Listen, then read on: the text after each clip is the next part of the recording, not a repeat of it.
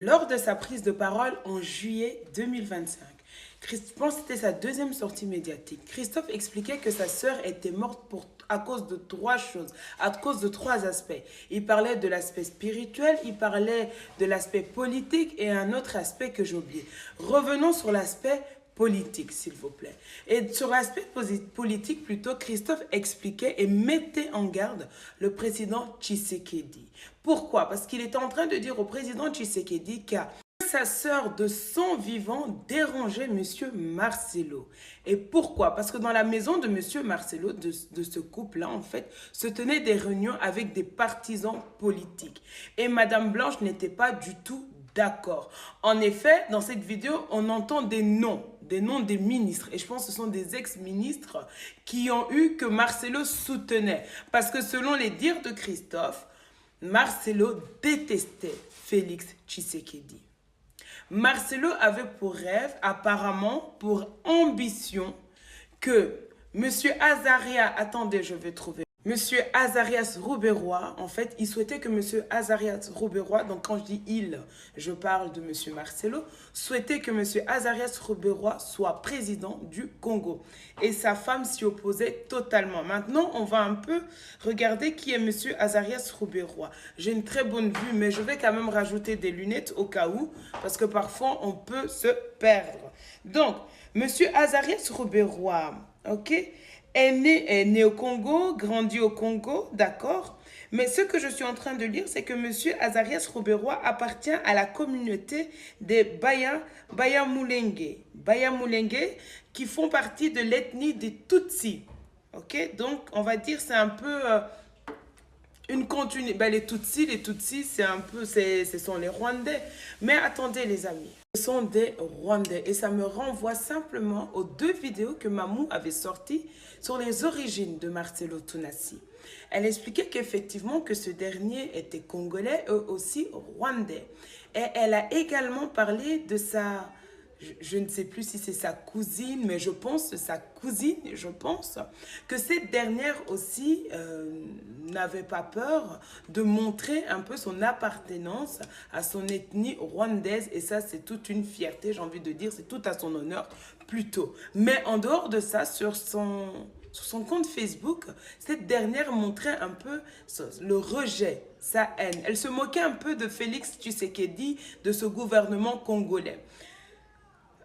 Les amis, attendez. Donc voilà, donc les amis, ah oui, et entre-temps, j'avais eu aussi, c'est la réflexion, c'est avec la réflexion, c'est la réflexion qui avait attiré mon attention cette semaine sur quelque chose. Elle m'avait dit que le jeudi dernier, on va remettre des lunettes, les amis. Il faut, parce que je vous ai dit, j'ai une très bonne vue, mais on a toujours besoin de lunettes au cas où, si je me trompe dans ce que je lis, que le jeudi dernier, je vais vous lire ça.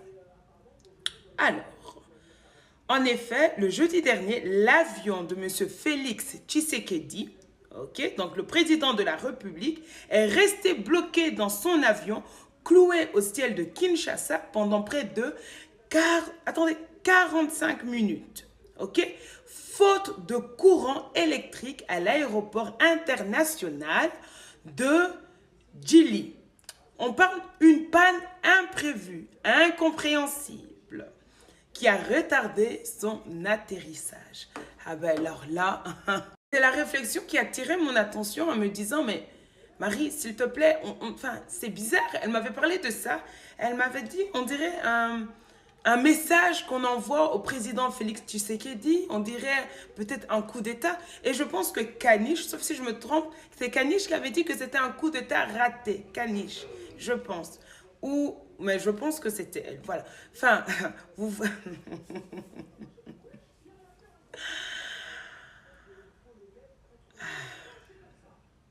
Les amis, l'histoire de Marcelo, ce n'est pas seulement une histoire simple. Vous vous rappelez lors de sa prise de parole, donc sa première sortie médiatique après tout ce scandale quand il venait de se marier.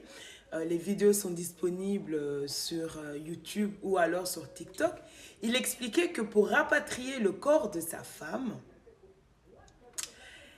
il avait dit qu'il avait des connaissances. Et je pense qu'il avait quand même dit qu'il avait des connaissances. Je ne sais pas si c'était au niveau du gouvernement, mais je pense que oui, c'était ça qu'il avait souligné, qu'il avait des connaissances. Ok? D'où le fait que le corps de sa femme, de sa défunte femme, a été rapidement rapatrié.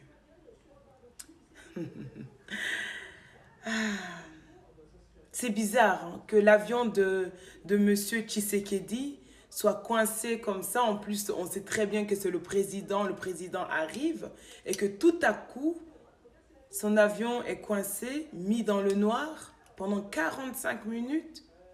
Il n'y a pas de hasard, vous savez. Monsieur Tshisekedi, je vais vous renvoyer à la vidéo du frère de Maman Blanche. Il y a un mois de cela. Votre Excellence, il vous mettait en garde par rapport à cela. Il parlait de ce, pas de ce qui s'est passé, mais il soulignait des choses qui étaient intéressantes quand même. Maman Blanche, de son vivant, elle a été la protection de plusieurs personnes, de plusieurs d'entre vous. Même aujourd'hui, certaines qui continuent à se balader et à insulter de n'importe comment ces dames, mais elle les a protégées. Donc quand on crie au gouvernement congolais d'aider cette famille, de tendre la main à cette famille, de résoudre ce problème, ne restez pas muets. Parce qu'aujourd'hui, les dires du frère, on est en train de le remarquer là, les dires qu'il a tenus il y a un mois de cela sont vérifiables aujourd'hui. On écoute des choses, on voit des choses se passer. Et je vous laisse avec l'extrait du frère. De l'aspect physique et l'aspect spirituel. Vous allez commencer par l'aspect spirituel. Et puis, il y a aussi un aspect politique. Okay. Donc, ces trois aspects, c'est ce qui a causé la mort de Blanche. Quel intérêt les politiciens auront à éliminer votre sœur Blanche? Non, je ne dis pas que les politiciens ont éliminé notre sœur Blanche. La cause politique. Mais je dis ça dit par rapport aux les relations politiques de Marcelo, ça dérangeait Blanche. Et elle a tenté plusieurs fois de conseiller son mari. Par rapport aux réunions qui s'est déroulées chez eux. Oui, bref, Marcelo n'a jamais aimé Fachi, le président actuel. Marcelo disait à haute voix que Roubero que tu vois là, un jour il sera. C'est Roubero, je crois. Roubero. C'est lui qui était vice-président avec les histoires. Oui, Azarias Roubero. Voilà, chose comme ça. Il va diriger ce pays. Marcelo le disait. Et Blanche a dit non. Dans ce pays, il voulait un Rwandais. Jamais encore un Rwandais. Je demanderai à messieurs les conseillers spéciaux chefs de l'État. Je crois qu'il faut vraiment jeter un coup d'œil chez Marcelo. Ça, je le dis. Je le dis 100 fois aux yeux. Marcelo, moi, je vais aller avec toi là où tu veux qu'on arrive. Et on va y arriver.